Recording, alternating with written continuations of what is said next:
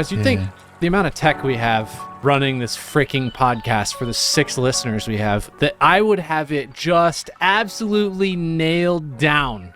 But there are still things that break. Yeah. Good thing. Yeah. How's everybody doing? Oh, so good. I can tell this podcast is going to be a good one. To be fair, I was just watching. I don't have that the live trailer came up before- yet, so I don't know how to react. Hey, everybody. Welcome back to The Forecast, a bi-weekly podcast about everything games, film, and news. I'm Aaron Juno. I'm Alex McCausland. Oh, I'm Caleb Juno. I just remembered who he was. Chad McCausland. Oh, I'm Jake Fetterkyle. Sorry, we're missing one, you know? Threw me off. It's been a while. Yep. On today's episode number 210, we talk about our Game of the Year list to see if we're still confident. Yeah, we should revisit that real quick. That'll be fun. The Multiverse was canceled again, and studios try the Fantastic Four again.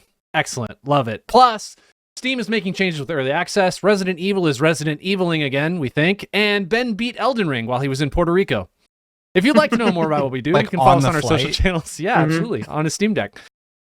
You can follow us on our social channels. You can check out our website at WeAreTheHorizon.com. We have a ton of original content for you to browse through, including our new Pathfinder 2e campaign, Crown and Conquest. Additionally, everything is... Did I say new? I should not say new anymore. Hey, man, we're only on like episode 11. It's still pretty new. That's true. That's true. Additionally, everything we talk about is in our cast notes, which is pushed out to whatever podcasting app you are using. All right, let's get into it. Chad, do we have some CCCP action this week? Or are you literally just chat GPTing right now? Hey, I have to come up with a question for my podcast group. Give me 5 questions and I'll sort through it. You know what? No, you know what? We don't have a CCCP, but I'll bring one up. Because earlier today, this is from just me specifically, not a user, but earlier today, I got hit up saying that I could be a potential photographer at my wife's conference, right? There's still potential, super like in the air, like not solidified at all. But Aaron said I need to create a business. So what should my business name be for photography? And I think, personally, actually, I'll share that at the end. What should my business name be? I didn't know this was going to be like a session for your new business venture. This is all right. Cheap way to get resources. Got it. Is it specifically for a photography business? Yeah, it would be. I mean, I would think so, right? Okay. It's specifically, I'm using this to go to this conference to do photography. Oh. Chad Lupix McCausland. That was the worst thing I've ever heard. It's terrible.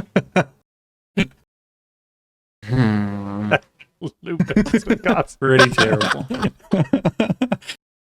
That's really dumb, Alex. Oh. I think it should be Not Actually a Photographer, LLC. Gotta be taken, right? Gotta be. I don't know, man. LLCs they're registered by state, so it depends on where you're at. And you can just spell it slightly differently and register the LLC. Like spell photographer incorrectly to make it even more evident. That seems like a bad plan. Photographer. Oh boy. All right, since we have ideas flowing here, my first We thought. got so many ideas flowing. my first thought was everything is Mick something in my family, right? Mick Home, Mick Google. But instead of Mick this time, I would pronounce it MC Photography. Can I hit you with Pick Oslin? Instead of Mick Oslin, Pick Oslin. It's pretty good. These are so bad. Pick Oslin. Yeah. McPick. McPick. Mick Pick Oslin.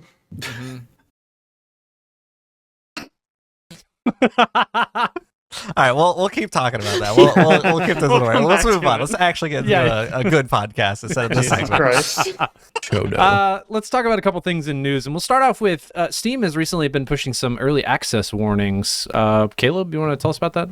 Yeah, so once again, Steam looking out for their consumers, weirdly, once again. But they now have warnings on early access pages that have not had significant gameplay updates in 12 months or longer. Months. to warn people that they may be buying something that is basically abandoned. Yeah. I mean, that's nice. How many live access games, especially like if it's a multiplayer game, you're like, oh, dude, I'm finally gonna check this out, and it's like, oh, nobody's playing this anymore, and I'm a fool, I'm a clown. Right. Yeah. We've also talked a lot about like the early access thing, like the transition from video games doing full release to like so many things doing betas and early access to get people involved early. But it feels like it's a cop out. I'm gonna push this, very, very minuscule version of this game out to a bunch of users to test it out so that I can better my game. And I'm just going to do it slowly over the course of like 2, 3. There are so many games who have been on Steam in early access for years. Mm-hmm. Just like tiny, tiny updates here and there. So I'm glad they're doing that. I think it's probably for the best. Yeah, I mean, this group probably won't come across it a lot, right? Because we're kind of up to date on what's we're very informed. Like, as far as consumers go, we are probably the most informed consumers of video game products, right? Yeah, but I'm sure it will be relevant for a lot of people who maybe play stuff inconsistently or just don't have very much time to play stuff. How weird is it that Steam is still doing stuff like this? They borderline have a monopoly on PC games, and they're still like, oh, here's something that's nice just for the community. It's going to cost us money in the long run. Mm-hmm. But this is a nice feature for our users, so we implement it. It's like, what? That doesn't seem right. It seems like they should be stealing our money not being beholden to like shareholders. Yeah, I was just going to ask, is Valve a publicly traded company? No. There you go. That's why. Yeah. Man, I'm so nervous for when Gabe Newell passes away or retires or does whatever he's gonna do, because I feel like it's gonna go to some shithead investor. Well, hopefully he's had a team of lawyers working with him throughout the years that have set up something that just ensures that the idea and concept that he came up with for Steam just lasts. Man, I hope so. It seems like he'd be the kind of person to do it. Right? It does. Man, I also feel like if you're just looking around at the other companies that are out there right now, like if you go for greed, you go broke.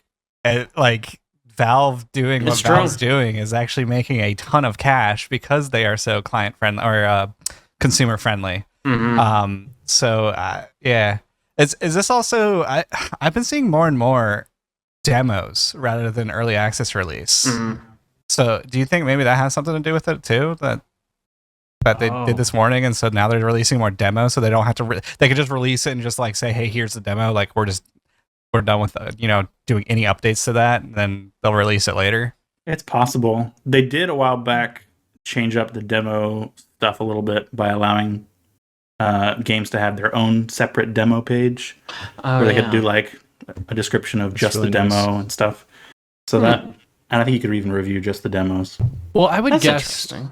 Chad, to your question, I would guess that probably wouldn't include the demo section much, because I bet the warning is in place to prevent people from buying into early access games that are stagnant. Buying that are not dead. just participating Sure. in them if they're free. Mm-hmm.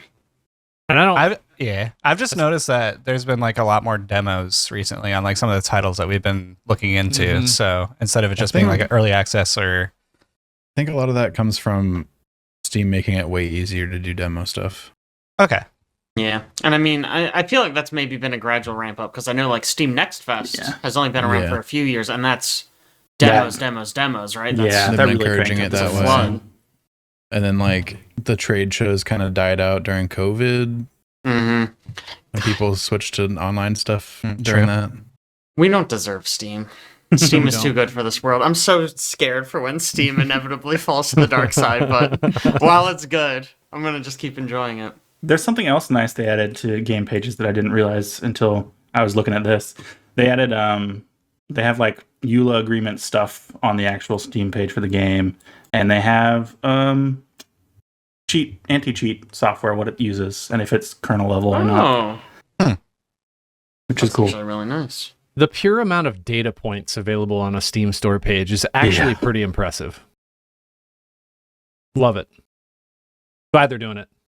Also in Games World news, something I'm sure multiple of us are going to be really just sad about. Earthblade. Yeah. Yeah, this is a sad Devastating one. news. So this is, at this point, it's maybe like a week old, give or take. So Earthblade was the new Metroidvania being developed by, I think, Maddie makes games. Extremely Makes okay games. Or Extremely okay games. Yeah. Thank you. I was like, there are so many names. Those are the guys. It's basically the team that made Celeste. There's a lot of names I've known them by, but Totally Okay Games I think is the most recent one. Basically, there was some internal drama within the studio. It was a team of like 3 main kind of leads, and it seems like there was some drama about like Celeste intellectual property, and it kind of drove the team apart. And they resolved it kind of amicably. But they did reach a point where they were like, yeah, we don't really want to make this game together anymore. So they canceled Earthblade, which was going to be their next game. Which is a real shame, because another game by the guys who made Celeste, I mean, yeah, dude, sign me up. Right? One of I think multiple of our favorite games of all time. I mean, It was Game of the year it came out for us. It was a banger. Did it beat God of War? I don't remember. It did. It was close. I remember it was a very contentious, but I do think it won. Nice. Correct me if I'm wrong there. I'm pretty sure that's correct. But man, this is a sad one. It was going to be so good when it came out. Hopefully, I know one of the members, I think it was the guy who was in charge of like the art, has another project that he's already working on. So maybe that comes out and is amazing. Yeah, it's called Neverway. Neverway. Yeah, I don't know anything about it, but hey, maybe something positive will still come out of this, right? Obviously, it's not all of the creators together, but it's a little bit like, I don't know if you guys followed like the Disco Elysium situation. Basically, all of the creators of Disco Elysium got into fights about this, that, or the other, and so now there's like 5 spiritual successors to Disco Elysium because they all went and said, I'm gonna make the next Disco Elysium. Oh my So gosh. in a few years, we're either gonna have a bunch of Disco Elysiums or a bunch of mediocre games that aren't as good as Disco Elysium. We'll see. Slight tangent on the Disco Elysium. Did you see the company that owns it is making a bag, $165, like better than Kevlar, just like grocery bag, tote bag? What? Yep. What? Yep. Why? Because people will buy it. Is this like a Fallout 76 situation, or Yeah, it's a real bag you can actually buy. So was the Fallout bag. Was it?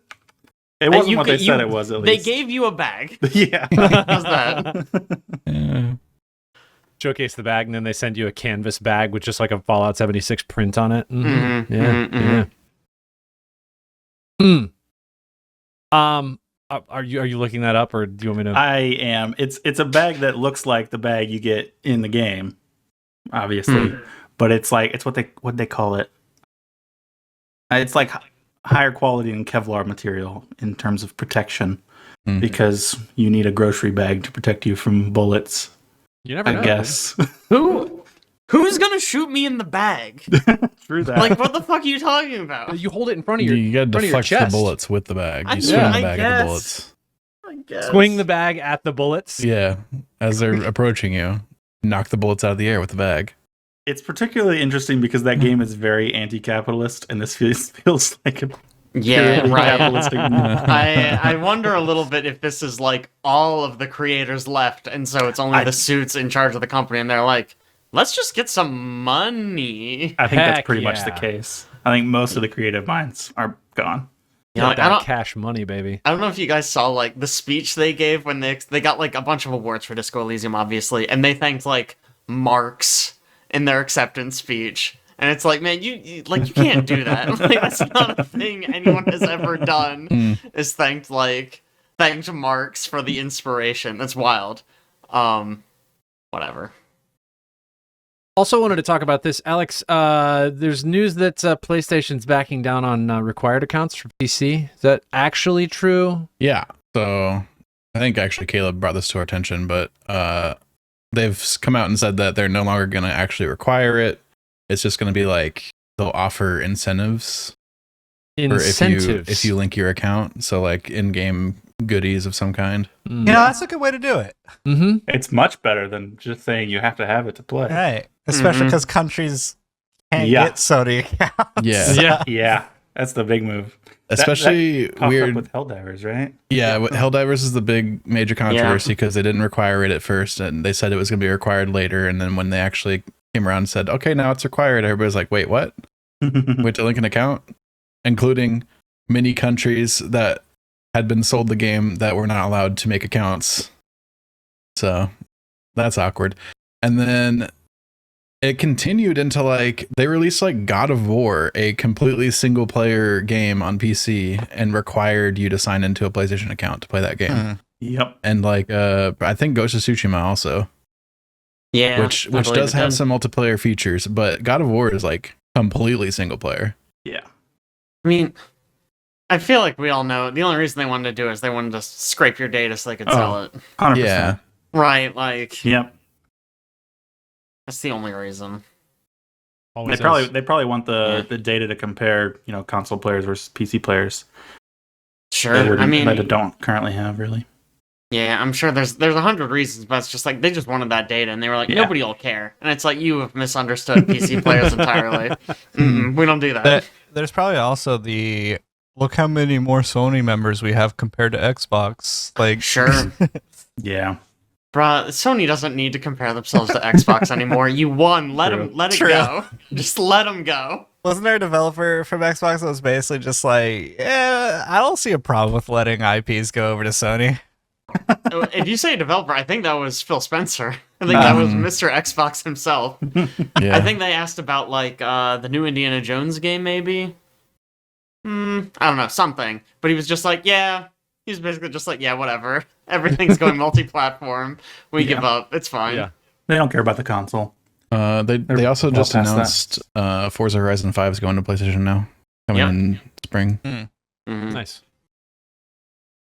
So Xbox don't care. It's a generational fumble, kind of. Xbox. Really? You think about like 360 era. Everybody had a 360. Ain't nobody had a PlayStation 3. I mean, have you heard? I think it was Phil Spencer again who was talking about like they lost the most important generation, which was like the whatever came after the 360, the Xbox One, PS4, and Xbox One. Me. You can't even remember the name. Is it the one? Or is it the One S? Or is it the One X? That was literally One. that was where my brain was. I was like, which Xbox was that? I was like, I don't know. I believe it was the One and the One S, right? That was the same generation. Possible. One X X is a One thing. X. Yeah, but S. S is the current generation. Oh, it's a current gen. Oh, S is a series. The series consoles I thought are, S was just the special version of the slim, basically. Series S and Series X. They lost that generation. It's crazy that they didn't sell well. Thinking about it though, where do you go from the Xbox 360 in titling? Do you just keep increasing from 360? 720? Like 720? Everybody said 720 before Everyone. they did something. Or you move away from numbers entirely. Yeah, you could.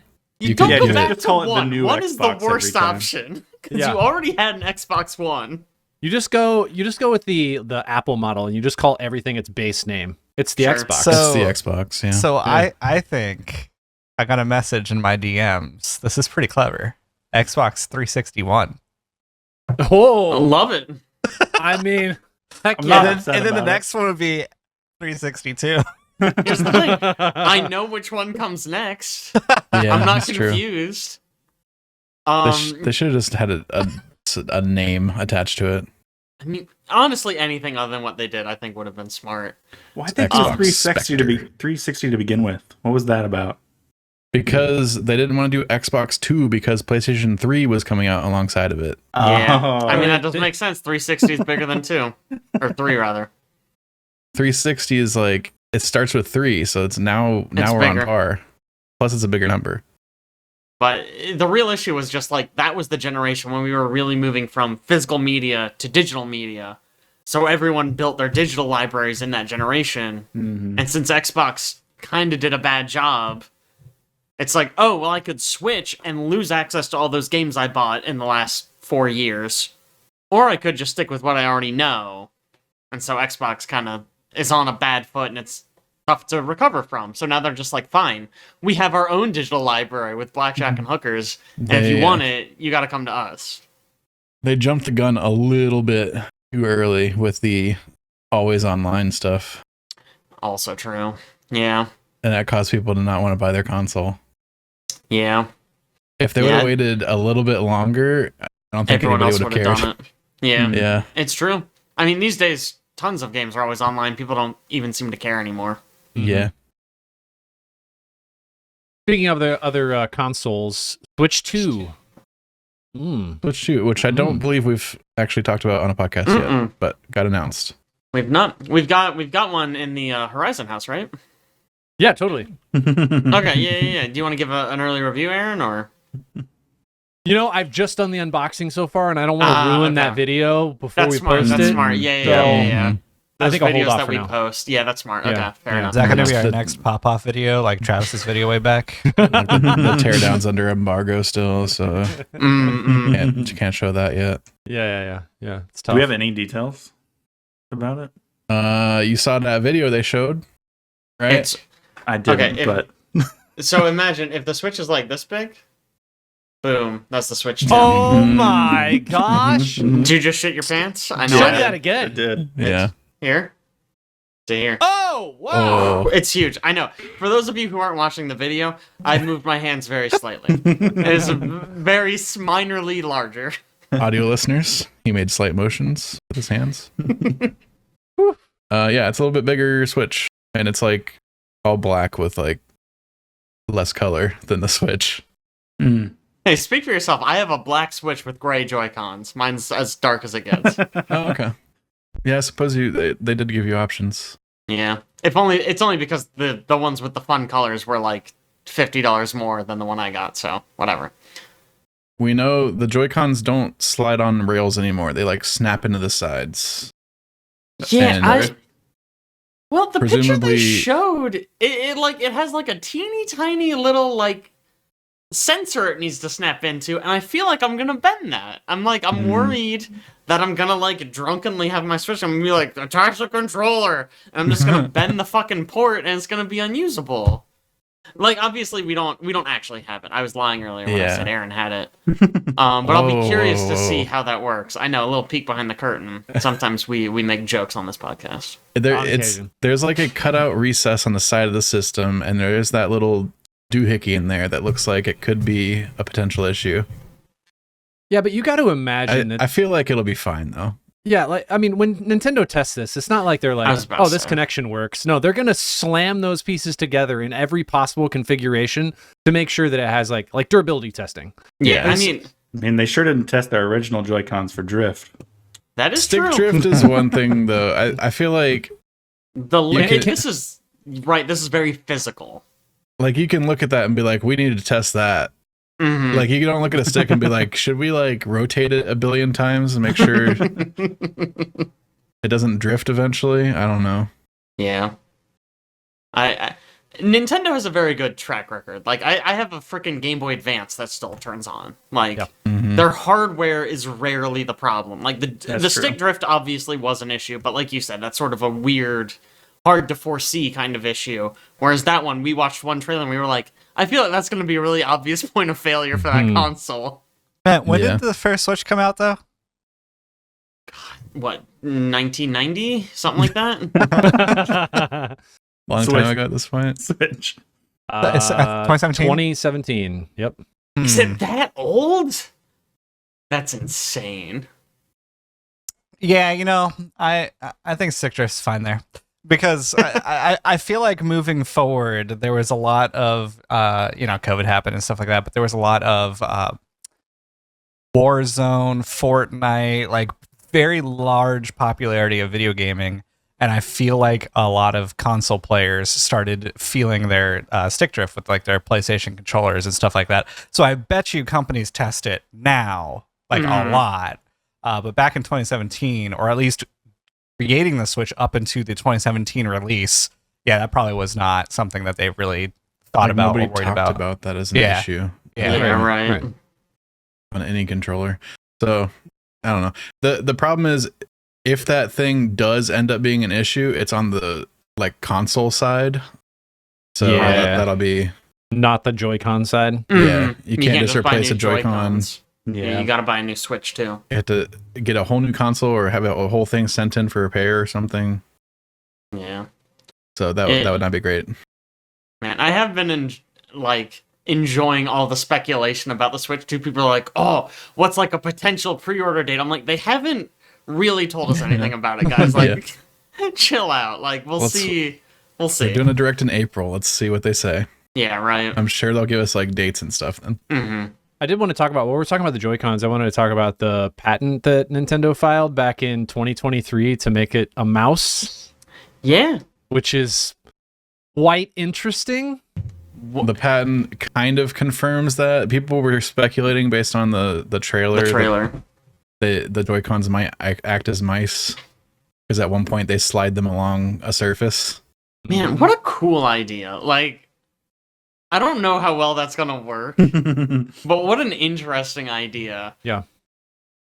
I mean, it's mice, generally speaking, have a very nice flat bottom surface, so they don't, tip over when you're trying to slide them around on the surface you're operating on. And it just seems like the profile of that Switch connection, the Joy-Con connection, is so razor thin. It would be the weirdest mouse to hold in your hand ever. Yeah. Well, I got to imagine it's not great. Maybe like all of, like it was with the original Switch, they're like, look, we're just developing the hardware. Other people are developing the attachments, and they're gonna slide this into something that fits like a mouse, or looks like a mouse, has the ergonomics of a mouse, and this can function as a mouse, but it has to have a component to go with it. Otherwise, your hand's just gonna get tired. The fat mouse shell around the outside of it. Yeah. I mean, you know what? Like you guys don't play a Switch without some sort of like controller case, right? Do you play it just completely naked Switch trying to freaking hold those Joy-Cons? I don't. Oh my god.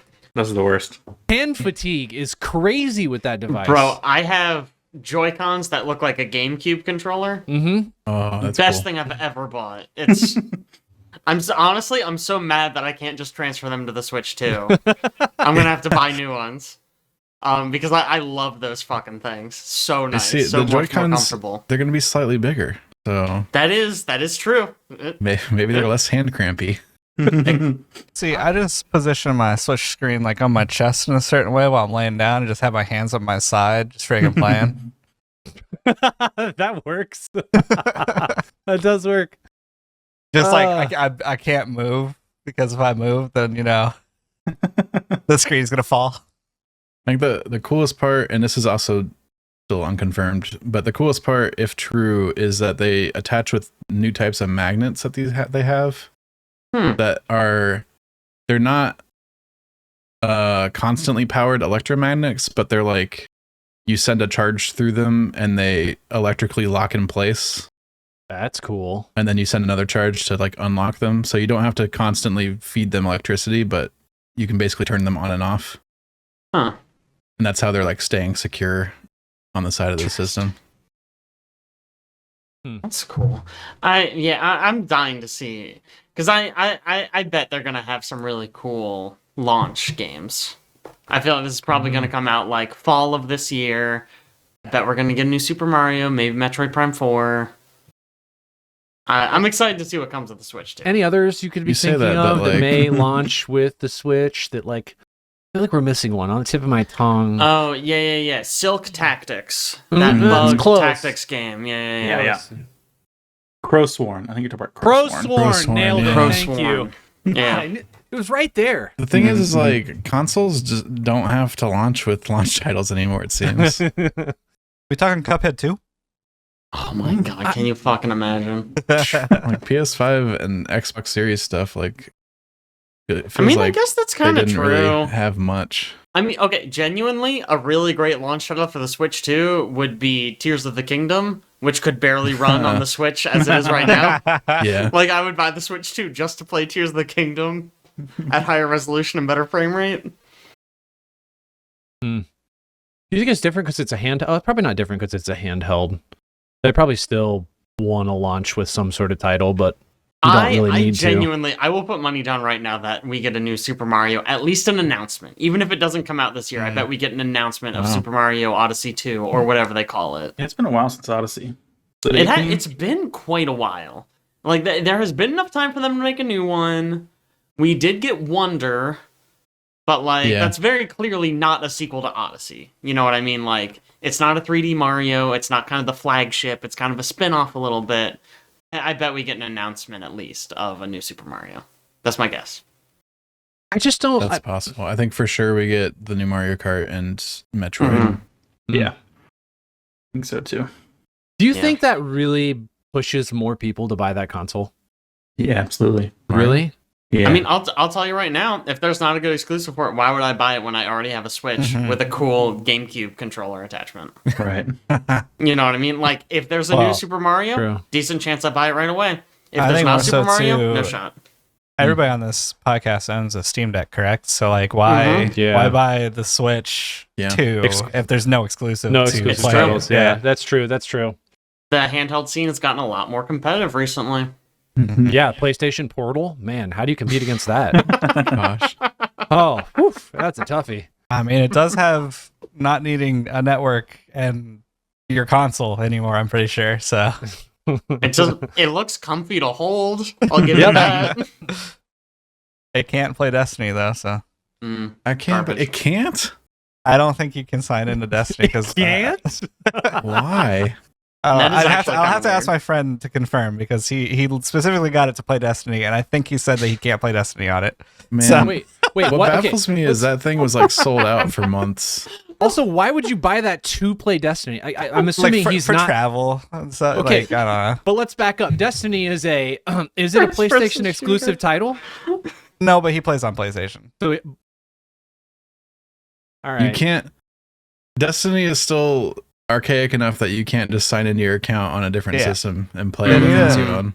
They need a Destiny Okay, 3 with okay. cross progression. Although they probably make a fat stack by people on PlayStation coming over to PC, wanting a higher frame rate, and then rebuying literally everything. So I mean, it's base Destiny 2 is free, right? sure, but trying to think get all the way that up to the you- final shape. I mean, Can't you sure. like?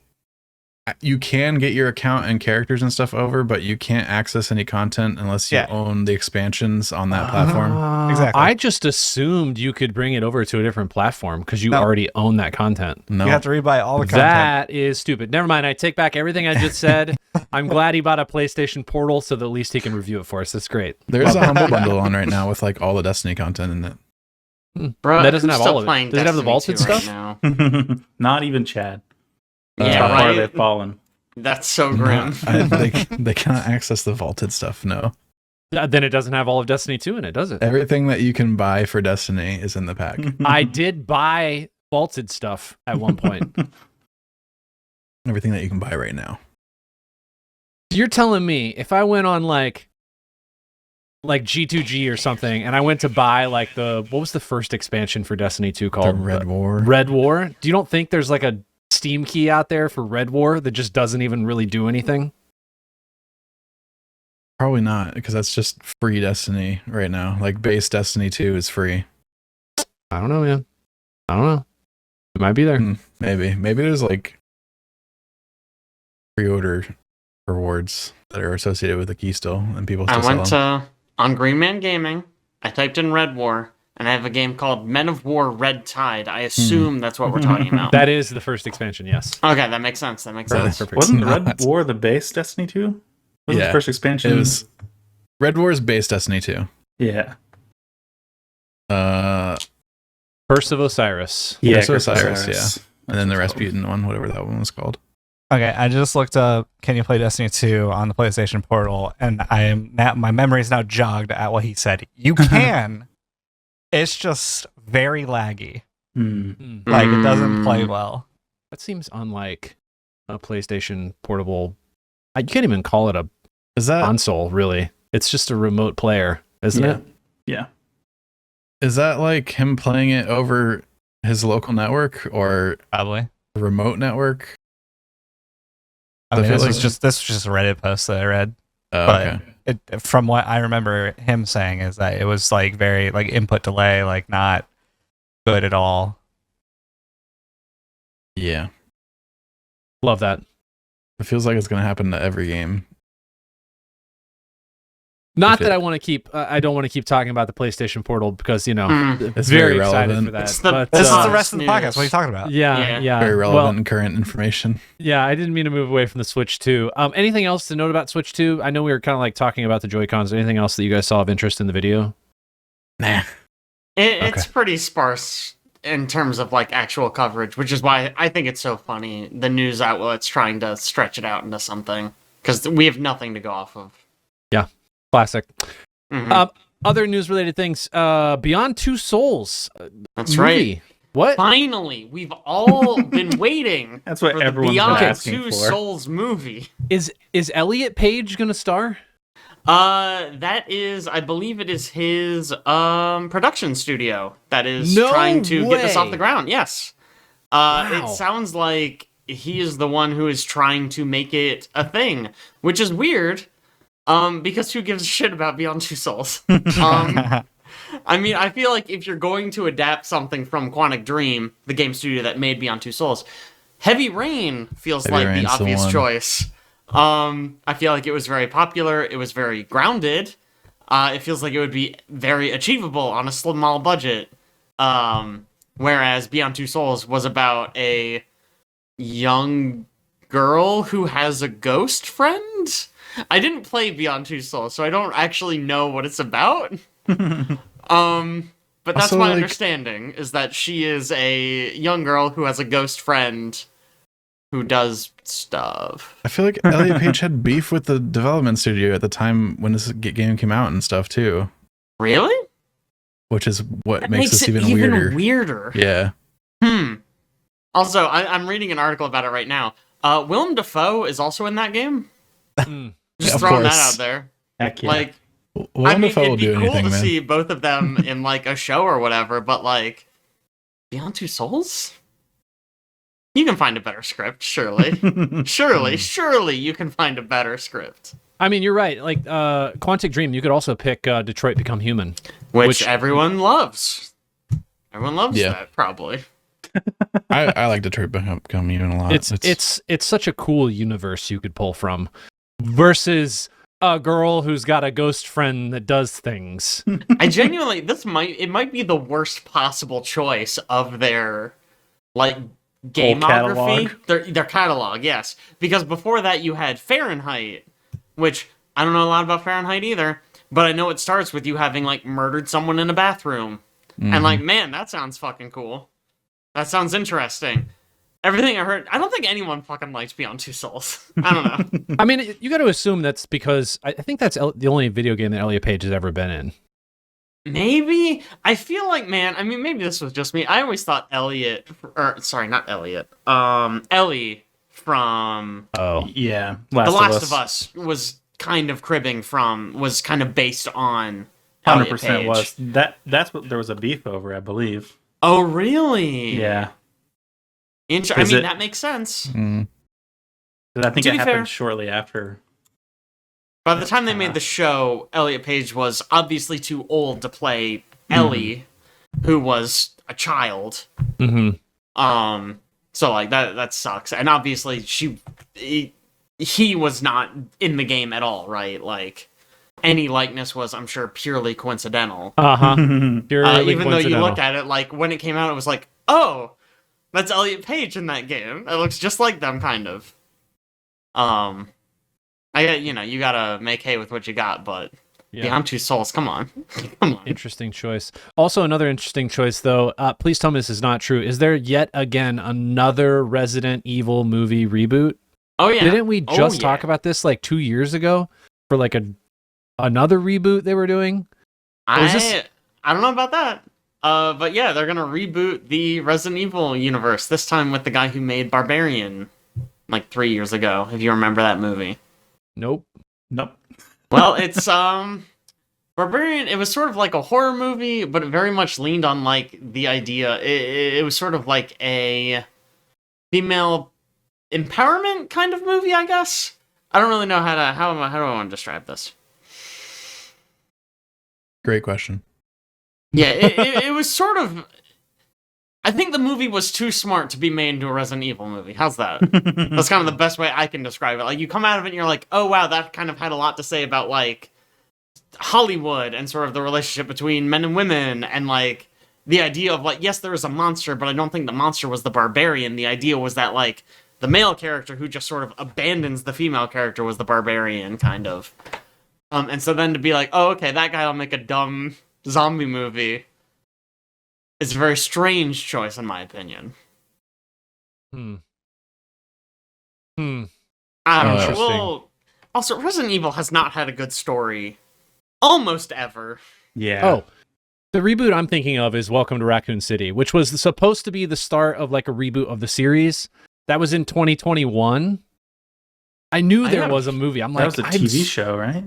Maybe it was a TV show.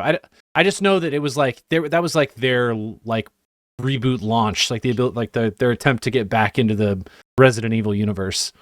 I have never heard of this. This is the first I'm hearing of this. Yeah. But yet again, I like PC Gamer's article about this movie. The title is, "It's been about 4 years. So yeah, let's go ahead and give Resident Evil yet another movie reboot." They keep doing it. I mean, why not, I guess. I don't know, man. Of all the... I feel like Resident Evil's not even that topical anymore. Like, you could pick a better video game franchise to adapt, and also these games are not known for their narratives either. Like, what are we even doing? Yeah.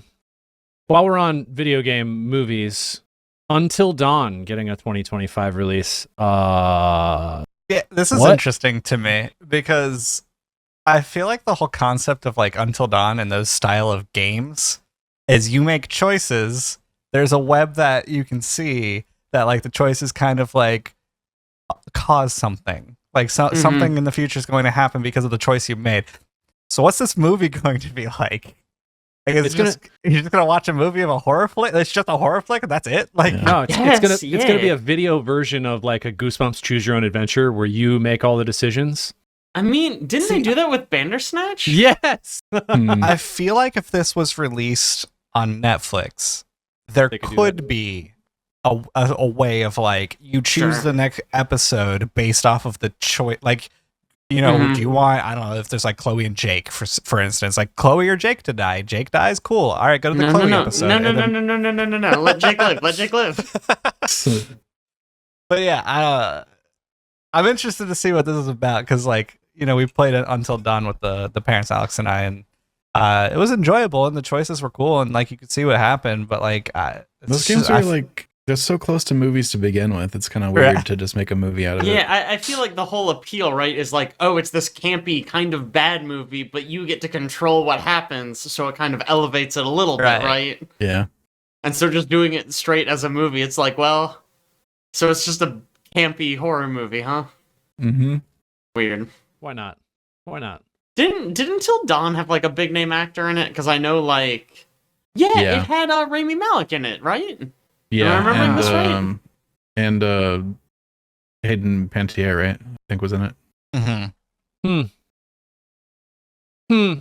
Yeah, a couple big names in there. Maybe it'll be good then. You know what? If you put Rami Malek in anything, it'll be good. So,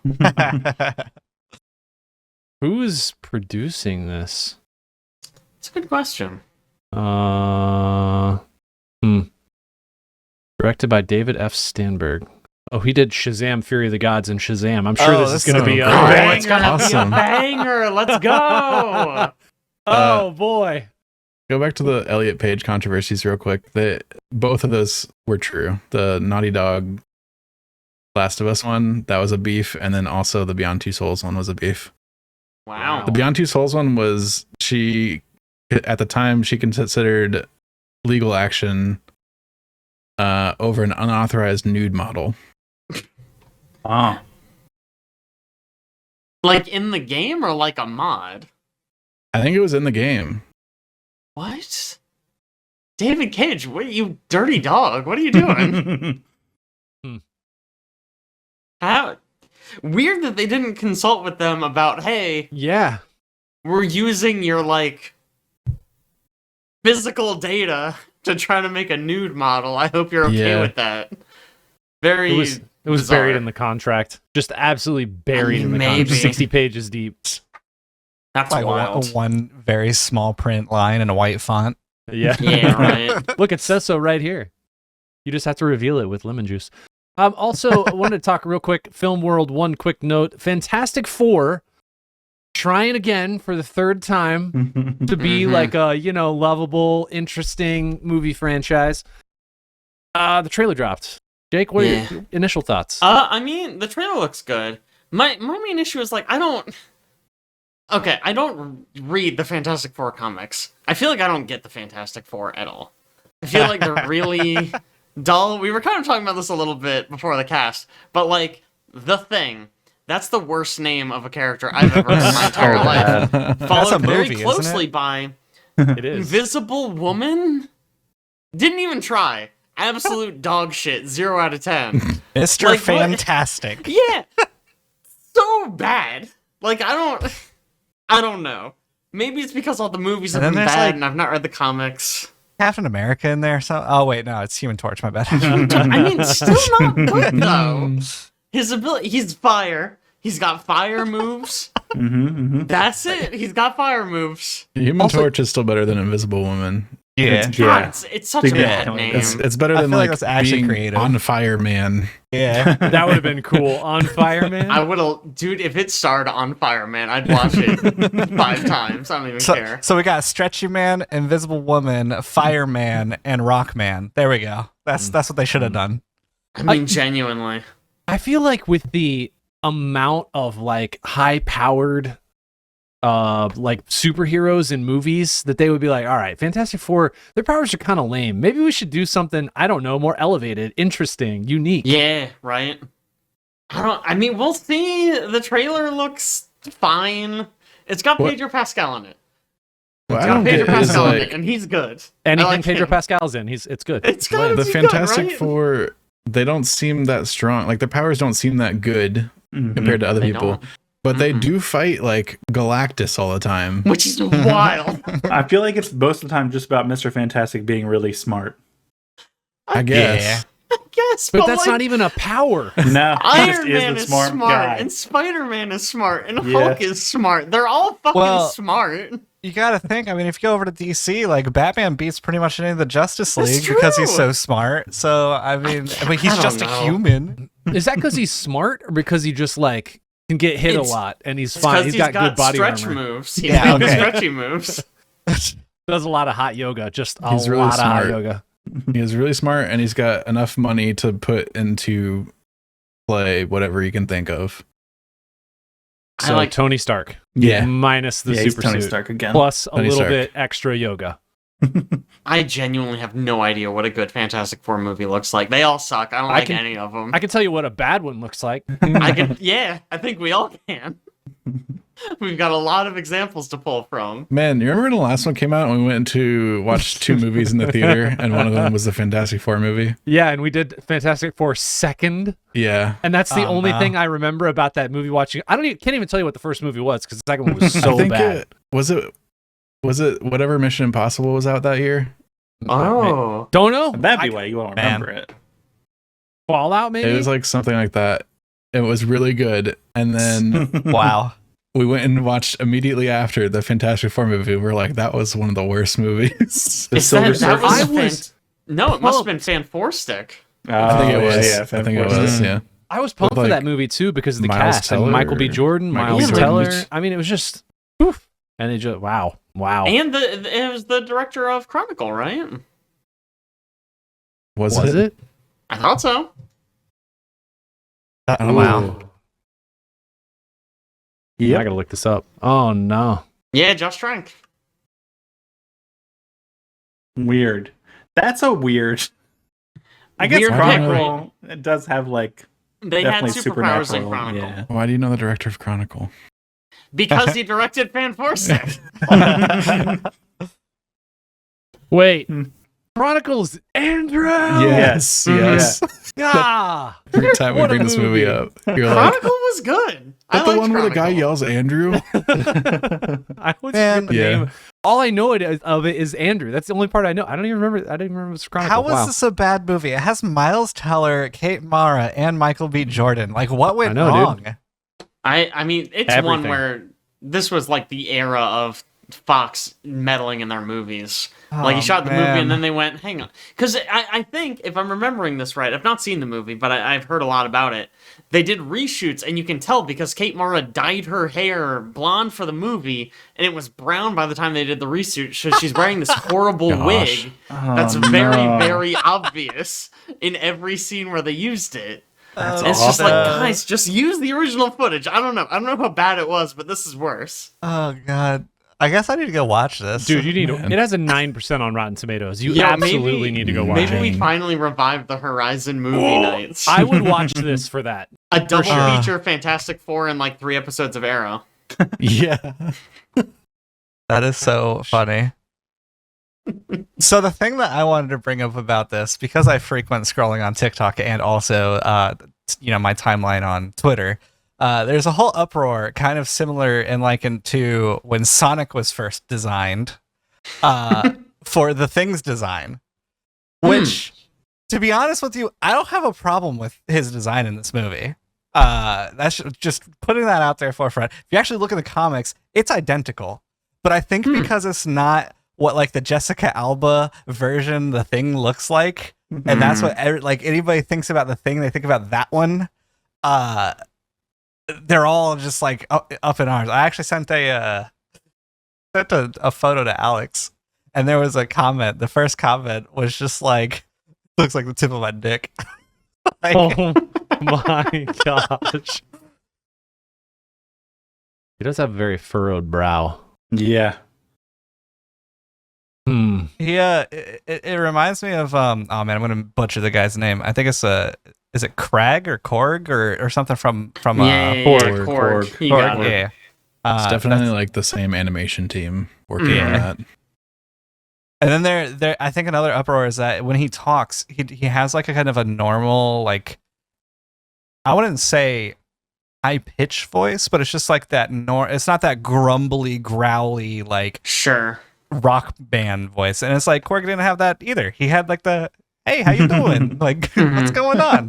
That's a great New Zealand accent right there. What are the Thing's powers? Like, he's made of rock? Let me list it. He's made of rock. Do you see what I mean about the Fantastic Four sucking ass? Like, what do you do with that? I don't know. What are they gonna do for Marvel Rival? Genuinely, I have like racked my brain. I'm like, what are his abilities? He's made of rock. He's probably strong. That's the list. I don't know. If you go on the Wikipedia page under powers and abilities, it just says the Thing's primary superhuman power is his great physical strength. So the Fantastic Four suck. I don't know. For some reason, he's strong because he got turned into rock. Yeah, because nothing can possibly crush rock. It's impossible. You ever tried to crush a rock? Nothing's stronger than rock. Yeah. I know. Hey, while we're talking about, sorry, was somebody gonna say something? What if you did a wrestling match between the Thing and Dwayne "The Rock" Johnson? Who wins? Who's to say? Is he playing Black Adam at the time, or is? Oh, good question. Contractually, he would win because like he can't lose. That's true. Correct. I bet he's playing Red One from the hit movie Red One. Yes. I actually enjoyed that movie. It wouldn't bad. Yeah, I've not seen it. It wouldn't bad. While we're on superhero movie trailers, though, did anybody see James Gunn's Superman trailer? Yeah. What did you? I think it looks good. Yeah. Yeah. Really? I am of the opinion that no Superman movie coming out is ever going to be good. Like, it's just they've struck out so many times. It's impossible to create. So that means you don't like the Henry Cavill ones. I don't think they're the best movie. I think, I actually wrote a paper on this one time. I think it showcases like the darkness that has crept into our modern like cinematography and stuff like that, because he literally snaps Zod's neck at the end of the movie, and like Superman doesn't kill people, and yet. Spoiler, Chad. People on this podcast haven't seen that movie. Man, if you haven't seen that movie, you haven't seen Man of Steel, consider yourself lucky. I don't know. I think also I have a bitterness towards how just Hollywood has treated Henry, and like he should have stayed on The Witcher.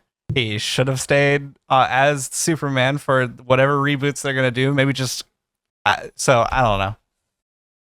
I guess for me, I'm just intrigued like at this approach because they're gonna take Superman from the like typical very serious universe to the James Gunn universe of comic storytelling, and he is very hit or miss with me. I like some things he does. I loved the first Guardians of the Galaxy, the last Guardians of the Galaxy. Other things you've done, I've been like, Suicide Squad, Really? Yeah, it was fine for me. Okay, interesting. I thought the Suicide Squad was very fun. It beat the Suicide Squad, which please do not confuse the two. Yeah, the Suicide Squad is the one he did. Squad the was the Suicide one. Squad. Yes, I just did the exact saying. I said try not to do it. It's almost like those names are dog shit, and you should have called it something else. But whatever. Maybe. Oh well. Anyway, Fantastic Four trailer. I guess we'll see what it's like. It'd be cool if it was good. I hope I'm wrong. I know? genuinely have no idea. It's probably going to be a summer movie. I think it is this summer sometime. I think July 11th.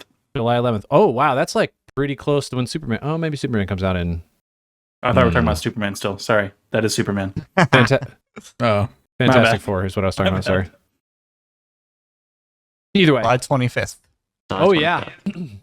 All right. So we're gonna have it's titled. Okay, hold on. Did we all know that it's titled First Steps? Yes, I did. Okay. Heck yeah, dude. I don't know what to do with that either. I don't know what that means. That's nothing. The one problem I have with the new Superman is like, I would like if he was maybe a bit more beefy. Whoa. He's kind of scrawny. Whoa. But wow. Whoa, dude. Yikes. Jeez. It's Superman, man. He's supposed to have muscles. Like, what are you doing? Mean, Henry Cavill had some muscles, bro. That's true. But I like the vibe the trailer sets, and I like what's his face that's playing Lex Luthor. Nicholas Hoult. Yeah. I do like Nicholas Hoult. I do too a lot. He's very good. We'll see. I just saw him. I hope all these movies are good. I just saw The Menu for the first time. Oh wow, what a good movie! Yeah, it was a good movie. Yeah, Nicholas Hoult. I don't know. It's a fun one. Mm. This The Menu. Fantastic Four movie. The only other thing I wanted to say about it is it's set in like the '60s or some crap. Yeah, what's that about? So how's it gonna match up? How's it gonna get with MCU? What if doing like a multiverse thing? I was gonna say, what if it's a multiverse thing? That they just they can, so that if it goes bad, they can just write out the Fantastic Four and be like, oh, that was one of the branches that collapsed. I mean, that's kind of the problem with going all multiverse like they have, is that any movie that flops, they just go, that one's not real. That's fake. that one's not real. I have a theory about this. I've not been following Marvel that closely lately, but I feel like this is going to be a separate multiverse, and it's the one where Doctor Doom is from. So this is where Robert Downey Jr., he's going to be in a post-credit scene, and they're going to fuck up Galactus somehow, and Robert Downey Jr. is going to basically have his final do-it-myself scene, where it's like, oh, he's going to be the bad guy. He's the bad guy. He entangles the time stream, and then that's how we get Rivals. Yes, it's a Marvel's tie-in. That makes sense. That makes sense to me. Love it. I do.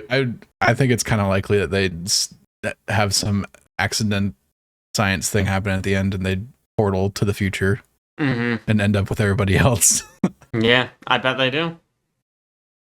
With their incredible powers to use. Yeah. I got it. Cool. Speaking of Marvel and Herbie, I've gotten some information off of TikTok, so this is super solid. Fresh. This is this is like so obviously, take this with a grain of salt. This is just rumor.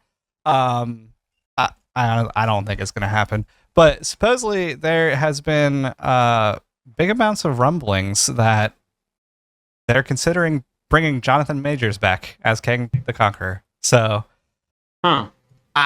really, I would more lean towards no until we really hear something more solidified. But also, if they do that, I'm so confused because I feel like they've already kind of pushed towards this Doom timeline because they already revealed, RDJ, and we have like the dates for like Avengers Doomsday and all this kind of stuff. And like Kang was supposed to be something that kind of spaced out, like for basically a Thanos entrance kind of thing. Like it's supposed to be kind of embedded into.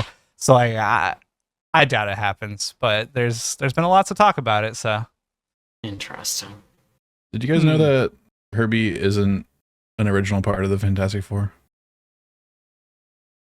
He was introduced in one of the shows where they couldn't have Human Torch because of some legal issue with they were going to make a movie with the Human Torch or something, so they couldn't use him in the show. So to fill his spot on the team, they put Herbie in. Wow. Excuse me. That's so funny. I hate this more and more. That's wild. Is it So just me that Fantastic thinks Four is just Herbie's gonna turn bad. Kinda. I don't know.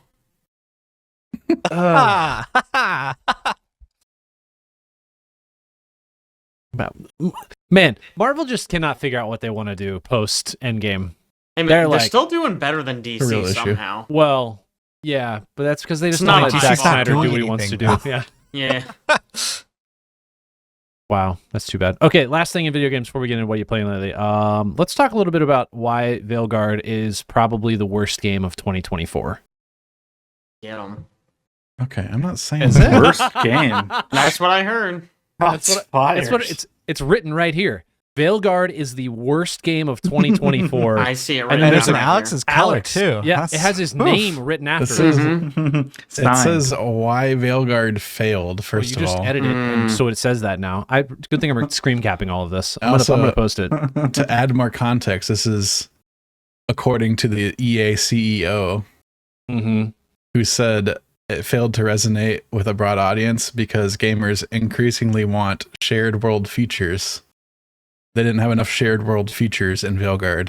That's true. Yeah. We all want live service games. So Yeah. I still have no idea what So- people want. So his Yeah. argument is they were making a live service Dragon Age and decided to pivot because everybody was like, we don't want that. Mm-hmm. And then they made a single player thing, and he was like, see, we should have done the live service thing. That's what they wanted. Okay. Counter argument. Baldur's That's a Gate. good. I think it is so tragic that Dragon Age said, okay, nobody wants like a deep tactical experience, like with deep characters and like an extensive story. We gotta just make an action game. And then fucking Baldur's Gate 3 comes out and it's like, fuck! We invented that genre. We were doing that. We could have owned that genre. But we gave up on it. Yeah. Now, arguably, you can play Baldur's Gate with friends, so maybe Sure. maybe that's why Dragon Age failed. Is because you can't play with friends. That's it. Maybe. That's the only component. Meanwhile, I'm over here with 3 campaigns that I finished solo. No friends played with at all. So Man. Is that all you had to say about Veilguard, Alex, or do you want to Yeah. just keep beating this dead horse? No? You're good? That's it. Damn, Also, I'm they curious- renamed it to Veilguard. That's the initial Oh, it's failure. so bad. It's such a bad name. Wait, what Red was it Wolf? going to be called? Dread Dreadwolf. Wolf. Oh, that's so much cooler. What a Yeah. good name. God damn Yeah, it. after playing it though, I understand why they changed it because they Sure. obviously threw out the entire story they had in mind Yeah, I mean, and wrote a different one. the Dreadwolf is not important to 90% of the game. They set up 10 years ago at the end of Inquisition with the DLC Mhm. this whole thing with the Dreadwolf, and it was going to be like the next big bad, and then they I guess they waited 10 years to make the game, and they're like, well, we can't just continue the story that happened 10 years ago. People will feel left out. We have to do something new. That, you know what? No, recap. That's it. Just put a little recap. It's a 10 Genuinely. recap, and then boom, you can just go to the Dreadwolf. Man, did anyone finish that game? I'm wondering if the end is any good. I'll probably finish it at some point, but I haven't yet. Yeah. I don't know. It's a Probably pretty not worth it. disappointing game. Yeah, I Yeah. don't know. I mean, it's fun. It's just not It's You know, fine. It's okay. well written Yeah. at all. I don't know, man. BioWare, whatever BioWare used to be, they ain't it anymore, you know? They also just lost a bunch of positions. Yeah, and based on what Andrew, whatever the fuck his name is, Mr. EA said, I feel like the next Mass Effect is going to be live service. No. Oof. Yeah, I feel like I feel like BioWare's days are numbered at this point. Yeah. You know, I feel like Inquisition was kind of their last shot at making something worthwhile, and they biffed it Yeah. For what, I mean, not to say that it's obvious, not to say it's the developer's fault. They shouldn't have tried to make it a live service, which they spent years and years working on. It's very easy for me to say that the writing's not very good. I couldn't have written a better game, but that doesn't mean the writing resonates. Mm-hmm. Yeah, but just saying you couldn't have written a better game doesn't mean that your opinion is invalid. Like, it doesn't invalidate your opinion by saying, this story sucks. Yeah. I mean, you've seen what that team ostensibly can do in the past. Yeah. So you've seen what they should be able to do. My hot take is that the BioWare basically has been dead since Mass Effect 2. That was like the last amazing game BioWare made. I think that's around the time the two founders left the company, and I think the company's been suffering ever since. It's been a hot minute since that. Yeah, it's been quite a while. I mean, Mass Effect 3, I still enjoyed Mass Effect 3, but I think you can tell the writing is not at the same level. I think it benefits from being the end of a trilogy, so they can just kind of pay off everything they've set up. Yeah.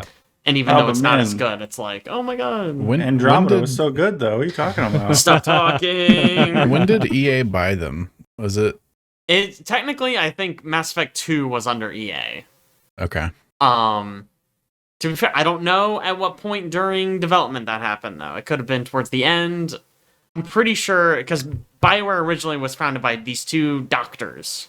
They founded the company, and they were very passionate about it, and they left, I think, right after Mass Effect 2. It would make sense that the peak would be like right when EA bought them. Yeah, right? And it would slide downhill from there. Mm-hmm. EA agree. bought them in 2007. They released Mass Effect in 2007. Huh, Mass okay. Effect 2 in 2010. So 2 was under them Mm-hmm. Interesting. fully. Interesting. You guys know what time it is? Bipple? Well, Bipple. Little Bipple time, Well, bro. Bipple. Little Bipple. Well, Bips. Well, Bips. No. No, that's I like bad. it. We don't That's that. not the Well, acronym. Bips. That's just not the Well, acronym. Bips. No. Well, What have you Bips. been playing, son? We're gonna renaming change it. That's so good. Change the branding, baby. Oh, shoot. Let's start out with a game that all of us, except for the one podcaster who's currently not on camera, Chad. If you're listening to the audio, I just called him out. There you go. He's not here. The rest of us have played, which is actually Alex. Have you played this yet? I have not played it. Well, the rest of us have played the first one. Everyone I- except the McGoslins. Yes. That is Citizen Sleeper 2. Caleb, have you beaten this game? Yeah, just beat it last night. Yeah, Holy crap! You got Wow. 14 hours in already, my guy. What are you doing? I'm blasting through it. Yeah. Blasting through it. It's good. It's good, man. It is virtually an improvement in every way. As far as Wow. I feel. I will say, I think some of the writing in the DLC of the first game. I guess it wasn't technically DLC, was it? But the chapters they released afterwards. It was a free expansion that Yeah, you had to sure. download. The expansion, I think, had probably some of the best writing in both games. But I think the improvements it makes in gameplay lead to some detriment in the writing, just because of how it changes the setting you're playing in. Because you're no longer playing in one space station where you just travel around the single space station. You're playing in a bunch of different areas where you can travel via your ship to different stations or asteroids or whatever. So I think it loses a little bit of the cohesiveness of the world and story a little bit. Not a lot. It's still really well written. It's still got really interesting characters. You do You do obtain a crew as you play through this one. You accrue a travel crew. with you. Crew. Yeah. Mhm. You see why I changed it. Yeah. Who can travel with you and go on these missions called contracts, which are very tense pieces where you play the normal gameplay, but you're limited by the number of supplies you could bring on your mission, and you also accrue stress through playing, maybe playing some of your dice poorly or just having bad luck. And that stress has real consequences because it can break your dice and you won't be able to use them anymore. And once you lose all your dice, you die. I think only the hardest difficulty has permadeath in it. I think there's Correct. save states. Okay. But I think the hardest difficulty is the best one to play on, man. It gets a lot of tension. The tension it adds to those missions is really cool. I had to restart finally. Did you? Yes, I got stuck. I don't know if it was the same mission I did, because, God, that one is rough. God. I restarted on the first mission because I didn't understand how stress worked at all. Oh, Ah. yeah. Stress I is misunderstood. bad, man. When you sleep, you need 2 energy. Otherwise, you get stress. So I had 1 energy, went to sleep, got a stress, went on a mission, and just got like With 7 the stress stress. immediately. And I was like, I don't think I understand how the system works Yeah. at all. It's also Yeah. important to note, Restarted. if you're not on a mission, this is, I think, the coolest part about contracts. Contracts, it is like a high stress situation. No, I mean, no mechanic intended. It is a high stress situation, but when you're just not on a mission, not on a contract, you can spend dice to reduce stress on the ship. So you have Yes. that benefit while you're not on contract, which is cool. So you can kind of balance things out.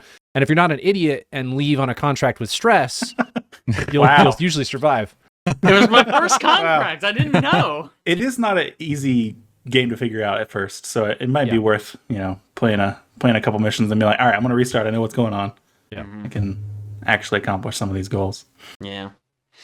Oh man, the writing in these games are so good. Like the first game had amazing writing. This one, I'm already enjoying the writing. I'm only like an hour in, but So I'm confused. You need energy to sleep?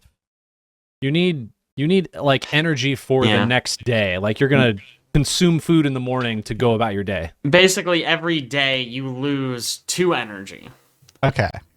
Um, Got You it. also So it's lose not energy when you, necessarily like, that you fail need the at 2 stuff. energy to sleep. Nah. It's that you need the 2 energy because that's going to get consumed basically doing the process of Yeah. sleeping, waking up, eating. Okay. Yeah. And if you don't have the energy, then you gain stress. If you go on a mission with stress, you might as well uninstall the game because it's over. Got it. You're Yeah. already dead. You just don't know it yet. That's correct. Mm-hmm. Learn that So one. I was like, man, when I go hit the pillow, I get my energy back. yeah, it's a little bit weird. Also, the interface very much made me think, oh, I'm only going to lose 1 energy when I go to sleep. But I lost 2 energy, got stressed, went on a mission, died immediately. It was fine. It was fine. I mean, in the previous game, it was 1. I'm pretty sure it was just 1 energy. I think normal difficulty is just 1 energy. Yeah. Rest. Yeah, it might be that the interface doesn't update to reflect hard difficulty, which is I think 2. that's right. Yeah. That's very possible because I remember I like played it a little bit, walked away, came back later, and I was like, oh good, I can go to sleep and I'll only lose 1 energy. Went to sleep, got stressed, and I went, well, okay, that's fine. On this contract anyway. Mm-hmm. Very cool I guess, game though. Yeah, no, it's fun. The one thing I want to complain about is that my favored class, so you pick a class at the start. There's basically like an engineer guy, a tough guy, and like a hacker guy. And the hacker guy's ability is absolute dog shit. It's really really not bad good. compared to the other ones. Yeah, basically each character has like a special ability you can use where you push your luck and you gain 1 stress, but you get a special ability. The engineer is the best class because you gain 1 stress and you get an ability. It increases your lowest dice by 2, and if you succeed with that die, you get a stress removed. So it's basically free if you use it well. That one's wild. Absolutely The insane. frickin- It's got so much to I think it should be if you fail with that die, you gain a stress. I mean, almost anything. It shouldn't have anything. It should just be +2 to your lowest die. Yeah. That would be fine too. In fact, the other guy's ability, like the tough guy, the crew member guy, Yeah. his ability is very similar, right? Because you're just Sure. upping your 2 crewmates' dice. It is +2 to your crewmate's die, but you don't have the potential to regain stress. right, which is I feel that one feels more balanced. The engineer Feels very feels balanced. just like overpowered. Busted. And the then operative the frickin' is terrible. yeah, because it's you do it to re-roll your re-roll. lowest die. Yeah.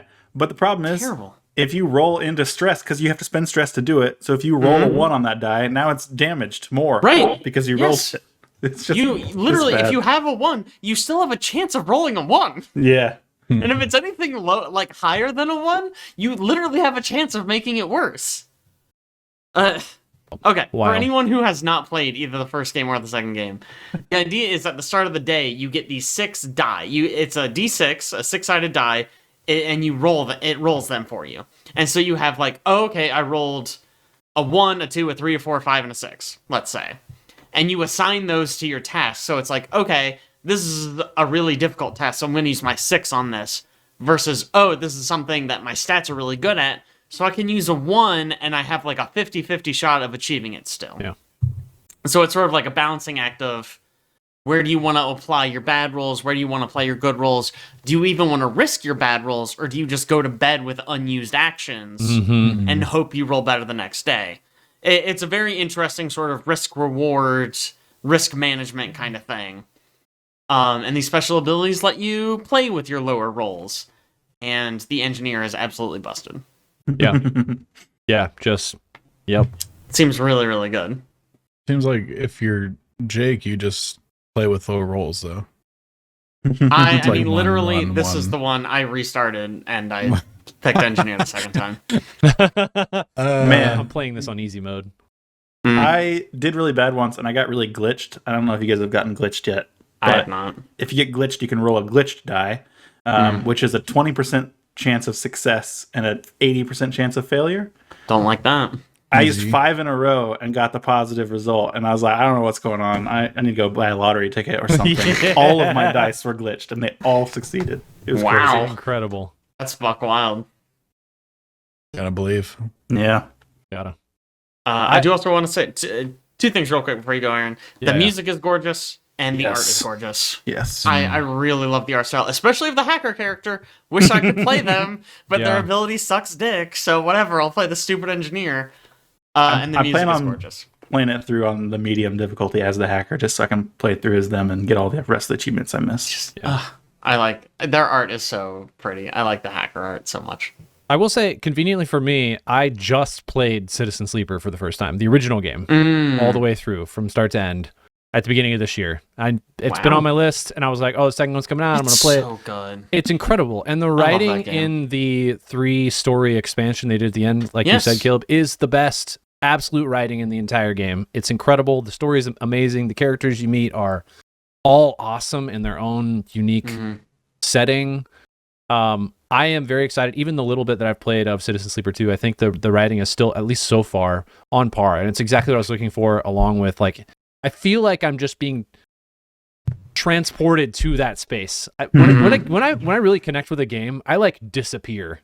I'm not sitting in my chair playing a game. I'm like on the station, or I'm out in, wherever, whatever the game is. I feel like I'm just transported there. And this game does such a good job of that.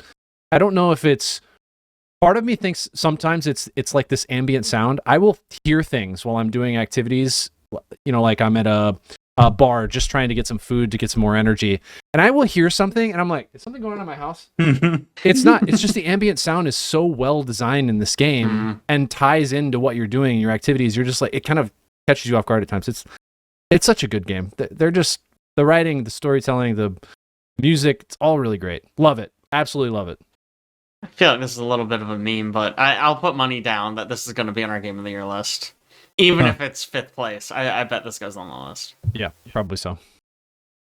The other game that multiple of us have played we should talk about is Shape of Dreams Prologue. This is a That's game a that terrible Alex was name. like, it's a terrible name. It's a bad title. Bad. Good game name, bad game name. Where's Caitlin at when you need her? This is a bad game name. This is a game Alex wanted us all to play, and I really had fear that it was going to be a lot like Penguin Heist, but it turns out it's actually worse. better than Bringing that Penguin up. Heist. How long has it been since Penguin? We let Penguin Heist go. That was like last year, my guy. No. It's We're not no letting longer go. here. 2023. All right, you want me to keep going? Breakers. You want me to Same keep going? year. There's more.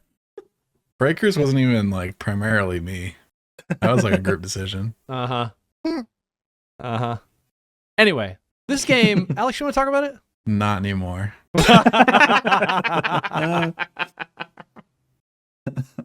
Dang. It's a roguelike. It's got co-op. And it controls like a MOBA. You got like your 4 abilities. You got your isometric view.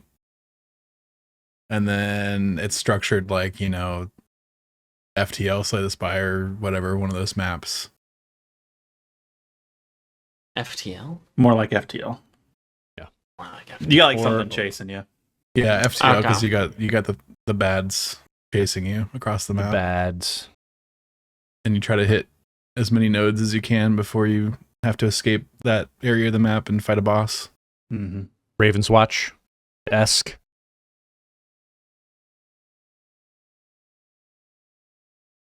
It's not. No? I'm getting a no. Yeah. Not in the map sense. No, I guess not in the map sense. Not in the map sense. It's pretty cool. It's got some unique ideas for like build crafting, because you can slot in. You start with 2 abilities, usually like just a low cooldown ability you can use all the time, and then an ultimate. And you have 2 additional slots that you'll find abilities to slot in. And you can even remove the ones you start with and put new abilities in. And then there's these gems, and each ability has 3 slots for gems. And you can slot in gems that do different things. Like when the ability hits somebody, it launches a piece of charcoal at them, or it heals you with life steal on the ability.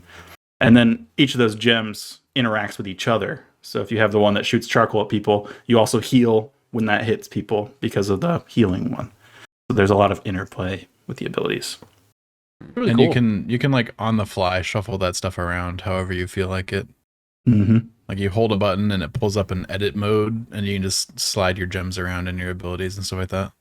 And And like you can even, like drop them for other players if you want to give stuff to other people to like maximize build crafting potential. Which I think we learned that pretty quickly. That we just kind of like. I mean, I think the second round I was playing with maybe 2 abilities and 1 gem for at least past the first boss. Kept giving up all your stuff. It just didn't make any with sense. 2 abilities. It didn't make any sense. Yeah. You Anyway, just have any random ability, it's gonna be better than nothing in there. Well, I don't know. It's also nice to be able to upgrade those abilities at the well, which you get if you true. get rid of abilities. So it's like, I don't know, it's balance. I think it's a cool game. So yeah, this is just prologue, which I don't even know really what's missing. I guess they're just adding more content in general.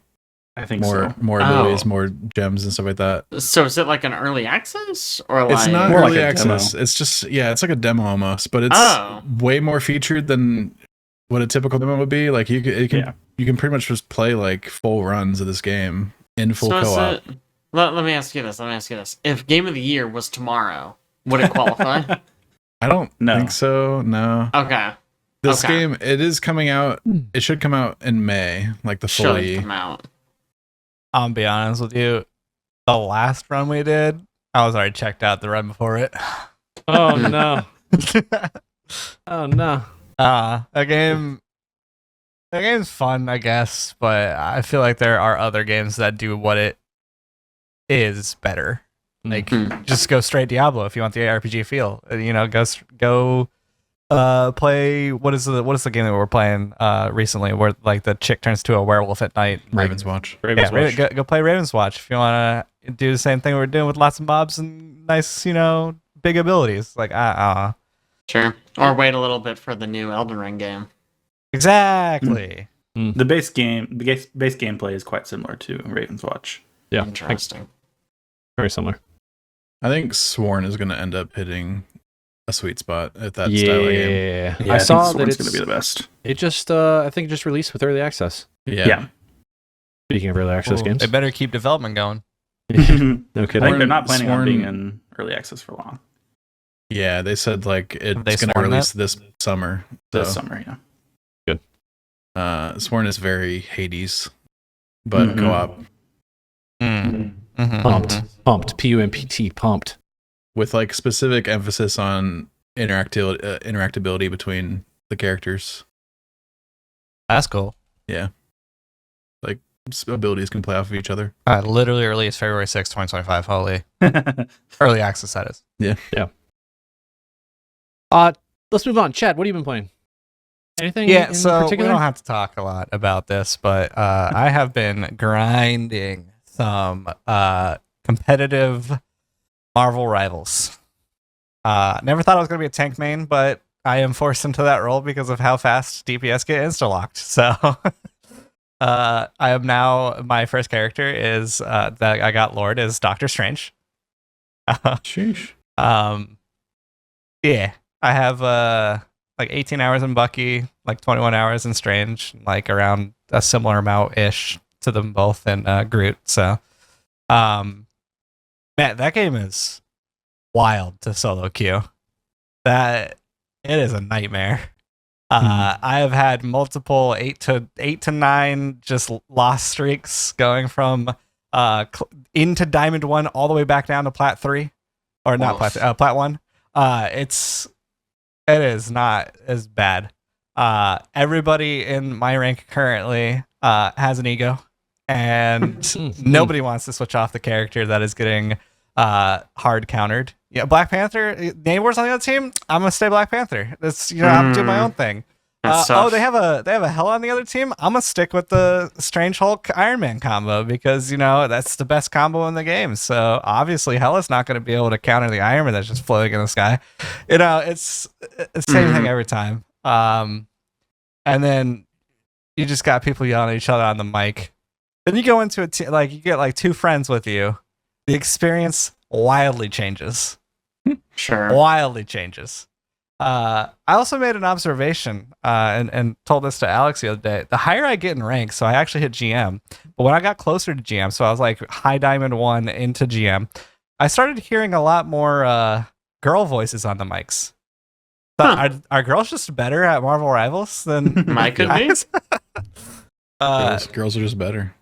I almost think it's because they know that down in the sewer ranks, down in the trash can ranks, they're just gonna get trolled. But maybe up in the GM and stuff like that, there's more serious gamers, so they'll actually get on the mic. Heck yeah. They know better than to join open chat. Yeah, in addition to just specifically girls, as you get higher in the ranks, you hear more voice chat in general. It's good voice chat. It's not just like, sure, hey, yo, heal me. Like, where are my heals at? I'm about to use my Eye of Agamotto. Like, let's push forward. Like, here, all right, stand in my cloak hole. Stand in my cloak hole. Like, it's good call outs. Like, oh my god, that guy's one tap. Get him. Like, I played a match last night that was dead silent for 95% of the match. And then it was clear we had lost. And then somebody comes on the mic and was like, why would you do X, Y, and Z? And then 3 other people come on the mic and start yelling at that guy. And I'm like, everybody's had mics this whole time? And we just get to flame each other at the end of the match, huh? Okay. Oh, yeah. Were you given really good call outs? No, I never talk. I never talk. Interesting. I never go on the mic. I don't even know what the button is. So the highlight moment for me so far in my Rivals experience is actually such a troll moment. My team called for a portal. So I portaled. And as soon as we portaled, all of us died. And so I got flamed hard for whatever portal I just did. Sure. And so I popped onto the mic and all I said was, sorry guys, I don't play Strange that much. I think collectively everybody hit tab, and this is the first game that I had Lord Strange. So everybody collectively hits tab, and erupts in laughter and like, what do you mean? Like, just you know what? We went on to win that game. Nice. Gosh. I just wanted to mention you have 290 hours in this game. Yeah, I think a lot of it's AFK. Uh-huh. Well, that's also only one account. Good defense. To be fair. I think if you actually go into the statistics page, it'll tell you how much I actually have. Oh. Because it counts up like each character. But yeah, I do have multiple accounts. I have one like Diamond 3 or 2 account. I have one recently, I think Gold 1. I caught up to Alex last night while he was Gold 1.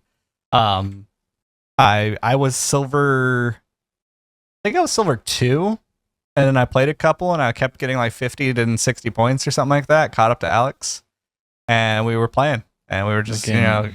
The game likes to troll me with the amount of points. Last night, we were like, oh, we should get off, and then I was like, oh, I'm 30 points away from ranking up. And Chad's like, can you get 30 points the next game? I'm like, well, I just got 32 for the last one. So surely. Yeah, you look at its history and it's like 32, like 31, like 30, maybe like a 40 in there somewhere. I'm like, okay, he's definitely going to get a 30. We win. We look. They gave me 29 points. That's incredible. So we got off after that. I'm currently sitting 1 point shy of ranking up into plat. Yeah, we actually did this specifically so that we could play a single match with you, Jake, so that you get more points. Smart. Yeah, exactly. Very smart. Alternatively, Alex I'm hops on a almost bronze account, and then you get like no points for wins. Yeah, we'll play like 100 games, so I'll get nothing. Yeah. So, one thing I do want to bring up is, I playing up in the higher ranks. One of the metas that keeps coming out, and statistically, it's not actually like something that wins a lot of games and or is chosen a lot. Arguably, 222 is always the standard, always chosen, wins matches. Having one tank, 3 DPS, and 2 healers, that's something that's actually picked over 3 healer meta. But the 3 healer meta, if you're running Cloak and Dagger, Luna, and Loki or Invisible Woman, it's just so annoying to play against. You have 12 seconds of Luna ult, you have like 8 seconds of Cloak and Dagger, you have a choice between them if you're Loki, and then Invisible Woman's invincibility shield is like, it's all just, you basically are sitting there for like 30 plus seconds, just like, we can't kill the enemy team. And if both teams are running that, you're sitting there for 30 seconds, just like, neither team can kill each other because they're popping them exactly at the same time. Yeah. So I'm no game developer, so I don't know what the solution is, but there needs to be something fixed there. Either it's locked to 2 healers, or it just takes an astronomical amount for ultimates to charge. Because Cloak and Dagger gets her ult freaking in a blink of an eye. You just freaking feed into you, especially if you're like they're triple support and then you're playing Moon Knight on the other team. You're just feeding into their ults. So it's an annoying playstyle. It's not even that it's like good. It's just annoying. Like I said, it's not the top winner of the strategy, and I think mostly it's because when people think triple support, oh, just the heals are good, and so then you start seeing like Adam Warlock and Rocket and like Jet. It's like that's not the triple support meta that we're all complaining about. It's specifically the defensive ults, and it's bad. Yeah, I think having support ults that basically are just a no fun zone are not. I don't love that design personally. I want them to get to the point where they're doing something like what was the young girl in Multiverse of Madness? What's her name? America Chavez? The one who makes like the multi-dimensional portals with the stars where she can send people. It would be really cool if there was something where you could just like move somebody, like somebody who's holding off on like a dumb ult like that just pauses the entire game, move them elsewhere for a period of time. Doesn't have to be for a long time, but it would be a cool way to kind of counteract a lot of people like standing in one spot, like at a standstill, or you know, mention that crap. Something along those realms where you kind of just pull a character away for a second so you can maybe get off enough damage to knock down one of the other supports or do something useful rather than just pummeling each other. Well, what's been really cool is I feel like this game is still so fresh, right? That the community is still finding ways to counter things. So in the beginning, like we've said on multiple podcasts, Wolverine was just like the trashiest character. Like nobody picked him. We're like, he needs a buff. Like, what is wrong with this character? And then now he's just like a menace that gets banned in every single top tier lobby. Like nobody wants to deal with him. And then when he's not banned, the tank has a miserable time. Like it's just awful. Yeah.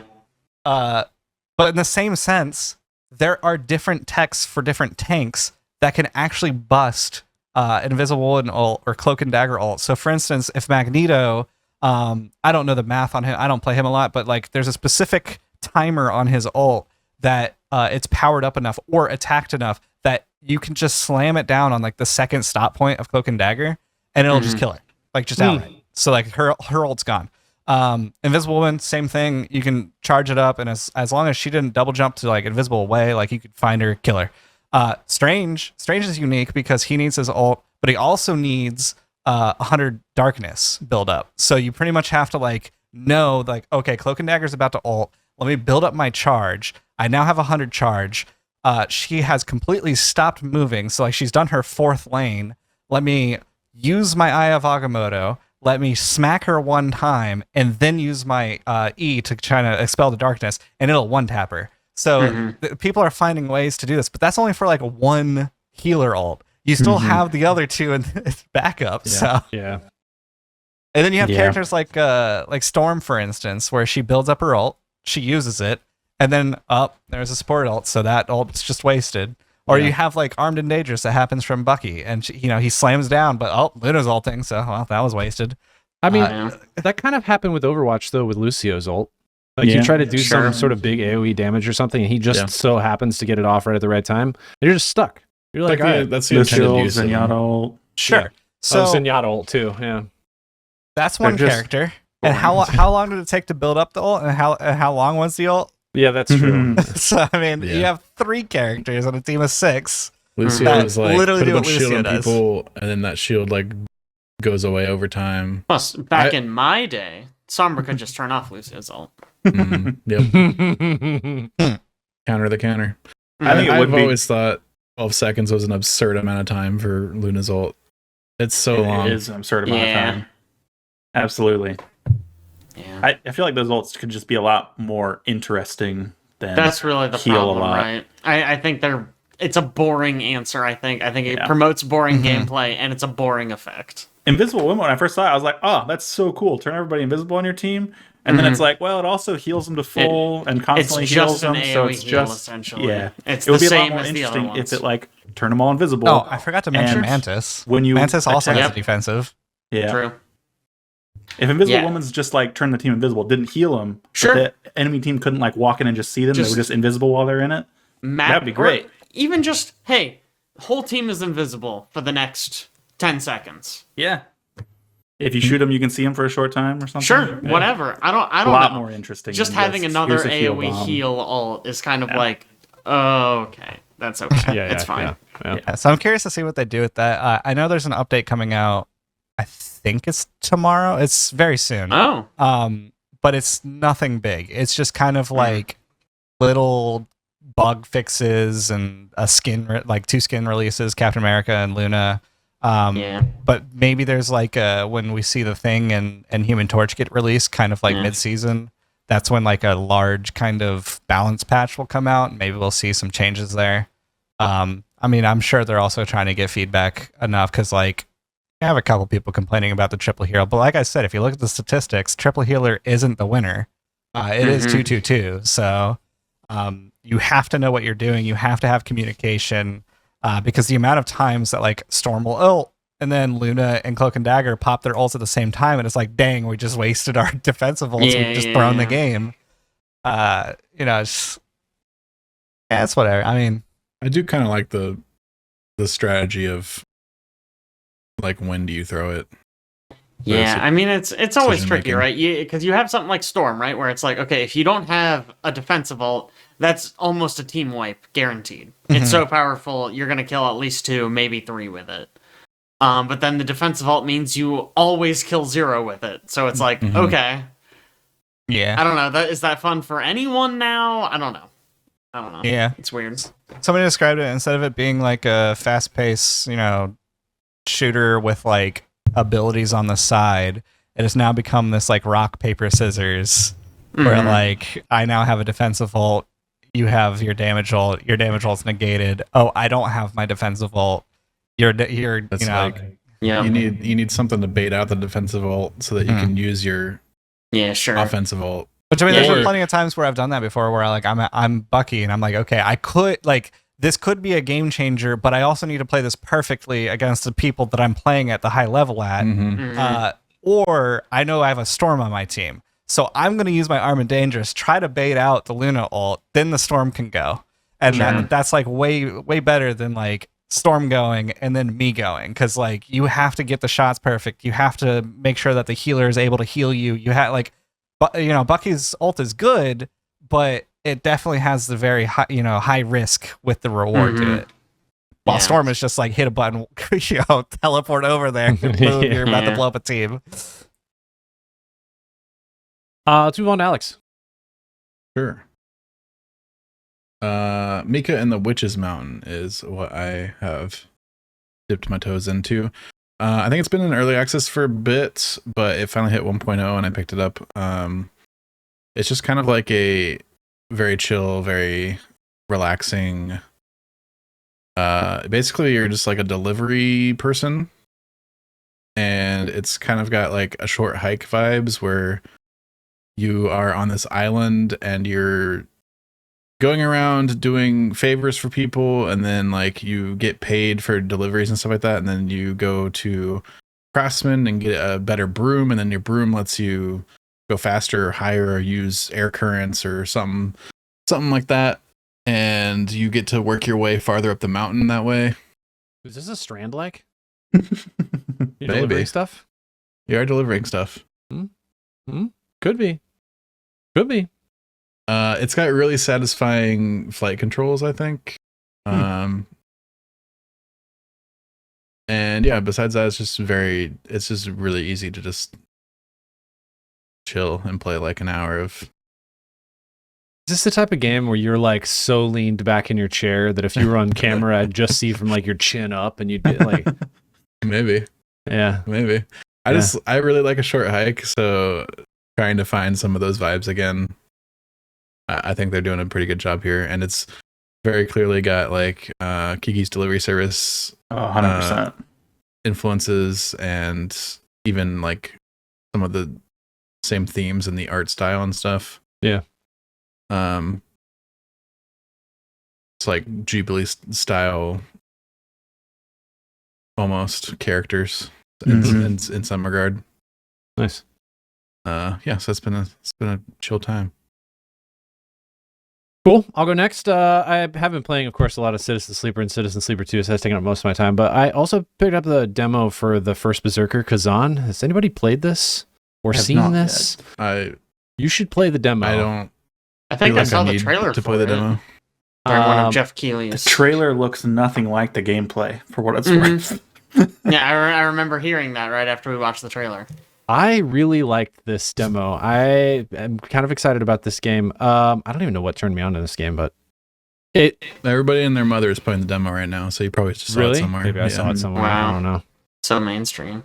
It's really cool game. It's kind of like pretty difficult action RPG, but also kind of like Soulsy. You still have kind of the upgrade mechanics like you do with Souls, picking up souls and upgrading your abilities, primary stats. But you only have your like 3 basic weapon slots. You can get different weapons for those weapon slots, and then you can upgrade your abilities that you use those weapons. So like different abilities you'd use with a long spear, different abilities you use with a double wield where you have an axe and a sword, and then you can also carry like this just giant great sword that you can upgrade abilities on that as well too. I think the game is it feels Souls-like in the beginning because you're really it's a lot of survivability and trying to get through some pretty difficult bosses. But when you get to the final boss in the demo, I think the game's starting to sort of adapt or change into more of like almost like combo mechanics. Like I think some people have even compared this a little bit to like fighter mechanics. Like combo abilities when you fight against the boss. Parrying, there's a perfect parry system. There's just a regular block system. But one interesting thing about this game is if you get to 0 stamina and you get hit, you are just stunned for a pretty substantial amount of time. So you really have to like plan your strategy around the boss. The bosses, there's multiple in the demo. But combat's very fluid. So it's a lot of fun, and I think the art style they chose is pretty interesting. It's like almost not cartoonish, but close to cartoonish art style on this pretty like dark and dark feeling game.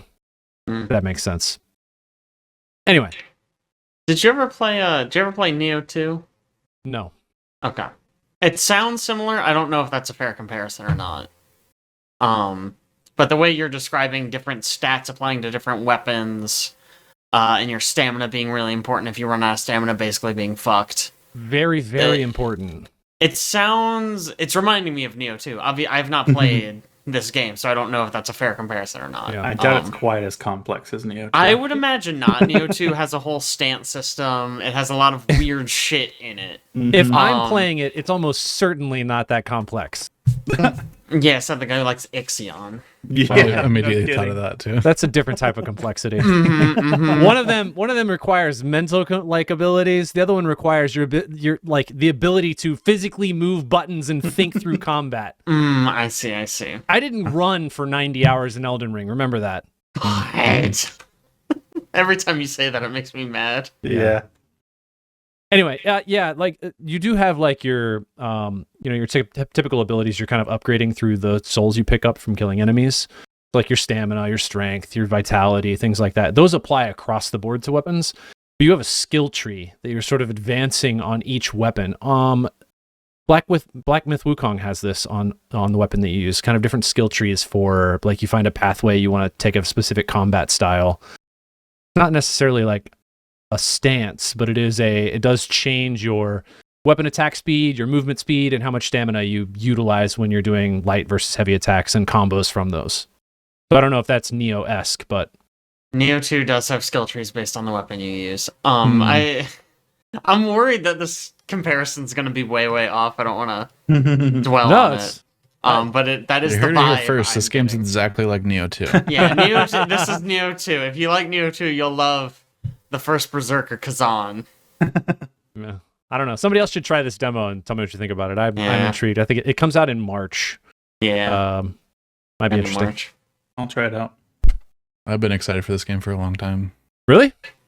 Yeah. Wow. Yeah. Well, play it, then play Neo 2 and tell me what it's like. Yeah. Caleb. I have been playing through Ender Magnolia, Bloom in the Mist. This is the sequel to Ender Lilies, Quietus of the Night. If you are familiar with that from a few years ago. It is a Metroidvania, very dark and dreary setting. You play as this little girl called an attuner. She can control these machines called homunculi that she can use to fight enemies and whatnot. They're machines? Yes. Yeah. They live forever unless corrupted by the rust. Okay. There's a lot of stuff going on. That's actually probably the worst part of this game. I think the story is a little bit convoluted and maybe not amazing. It's fine. It's definitely got the sort of Souls-like lore version of telling its story. But the rest of it is stellar. The gameplay is a lot of fun. It's much improved from the first game. The first game was already good, but this is just a lot snappier. There's a lot more exploration in this one. The first one was a little bit more linear. And man, the devs over there are so generous when it comes to like quality of life for Metroidvanias. This game, you start with a map, love it. The map's excellent. It tells you which rooms you've fully explored, which ones you haven't. It shows you gates that you can't progress through because you don't have the right ability. So if you can't progress, they're red. If you can, they're blue. You can even scroll in and zoom in and mouse over one, and it tells you the exact name of the ability you need to get through it. Wow. If you need access to that information, it's just there. You can fast travel from anywhere to any of the fast travel locations at any time. Beautiful. Wow. They're just so... It's just so nice. There's no contact damage. So what do you good. mean by that? Like if when you walk into an enemy, you don't take damage. You can just walk through enemies. Interesting. Well, you can't walk through them, I guess. You have to roll through them. But if you just step into them, you can't. You don't take damage from that. Okay. It's all from attacks. It can, man, it can be so frustrating sometimes. So it's nice to have a game that doesn't have it every once in a while. Yeah. Here's a question for you. Yeah. If I haven't played the first game, you don't need to play the first game. No? Okay. Yeah, you don't need to play it at all. Is it the same character? No. Cool. Good. No. I don't remember a ton of what happens in the first game. Its story is also a little convoluted. Sure. So yeah, it's really not relevant that you've played the first one. Okay. But man, the music in this game, absolutely phenomenal. It's so good. So good. It was amazing in the first one too. Their kind of music is that very orchestral with vocals, very similar to something like Nier Automata or Stellar Blade. So man, I just love that type of music. Nice. Really good. Cool. Jake, last but not least. Yeah, last but not least. I feel like I've not really played a lot lately. I've been playing like a little bit of this and a little bit of that. The only thing I have anything to say about, I've been going back and do Cyberpunk 2077, trying to finish out the Phantom Liberty DLC. So good. It's good. Yeah. No, it's fun. Getting back into that game. The combat's nice and snappy. The stealth, I don't know if the stealth is poorly implemented or if I'm bad at it. But all of my fights end up just being giant katana fights, which is fine because big katana fights are fun.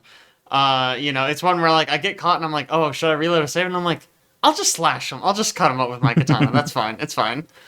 So yeah, it's really fun. Obviously this is the DLC that has Idris Elba in it, and wow, he's good. He's good in it. Yeah. I feel like I don't have a whole lot to say about it. But it's the only thing I feel like I had put any time into lately. So it's good. It's fun. I'm looking forward to finishing it out. I keep seeing you launch random things, and I'm like, oh, I must be. I know. Trying to see who wants to. I saw Fallout 4 pop up today, and I was like, oh. Yeah. I have Fallout London installed. Technically, it's not Fallout 4. It's Fallout London, which is a mod that uses Fallout 4 as the base. And I went, I wonder if this still works. And yeah, it does still work. So I might play that in the near future. We'll see. This is Incredible. Maybe not something you paid any attention to, but do you know if you're using the new version of DLSS in Cyberpunk? I don't know. Okay.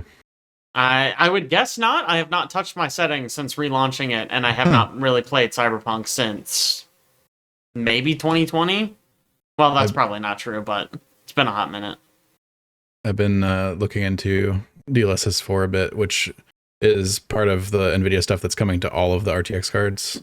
And their latest driver now lets you kind of override older games and older versions of DLSS to use the new stuff. So there's a new model in DLSS, the transformer model, instead of the convoluted neural network that they were using before. That the long and short of it is just it's a lot better quality. So like people can use like performance mode DLSS, and they're saying it looks just as good as like quality used to look. Wow. So yeah, I'm gonna guess based on the performance I'm getting that I'm not using the new version. Not that it's terrible, but just like sometimes it's a little bit choppy. Like if I turn really fast or something. Yeah. So I'll definitely look into that though. This all reminds me of when I was playing through Phantom Liberty. I was crashing randomly, and I finally figured out it was when I was literally flying through the air, and I hit somebody with a throwing knife, specifically that. And then I realized that there was a specific mod on my throwing knife that I guess something they coded it wrong or something. I don't know. It's just because of the interaction, it would crash the game. And they came out with like a hot fix later, but that's wild. I had to take that mod off for a while. It's like, what the heck, dude? Nice. Before we go, Alex, are you drinking a hop tea right now? No. I have a LaCroix. Oh, LaCroix. Alex sent me a photo today of hop tea, which is hop infused. Is it hop infused tea or is it hop infused like tea flavored water? It is white tea. What's the difference between tea and tea flavored water? That's a great question, Jake. Because tea is just tea flavored water. There's tea. Well, I mean, sure, one of them's brewed and the other one's just got like artificial flavoring. Okay. I guess if you get like the iced tea flavored Mio and squirt that into your water, that's tea flavored water. God. Yes. Don't say Mio to me. don't say that word Jake? near me. What's wrong with Mio? Oh my god. No, then I used a lot of Mio in my younger days when I was a lad. Just straight too, was just straight, yeah. Didn't put it in water. Just straight in my mouth. Very unpleasant. Excellence. Jake pisses me out. I thought this was going to be an alcohol related thing. I mean, I did mix it with alcohol a few times. Yeah. But it started, I had an exam in the morning, and I was like, crap, I am so tired. So I just shot some Mio in my mouth. I think I saw you at PAX one year just pull it out of your pocket. Oh, yeah. I was like, yeah, wow, it was good for PAX as well. Good for PAX? Bad for PAX? I don't know. However you want to describe that. That stuff is strong, dude. Correct. Dude. Cool. Well, I think that's all we got. So we'll be back in 2 weeks to talk more, and maybe Ben at that point will be back, and he can tell us about finishing Elden Ring. So, yep, I'm sure it'll be a good one. Anyway, thanks so much for joining us. We will catch you next time. See ya.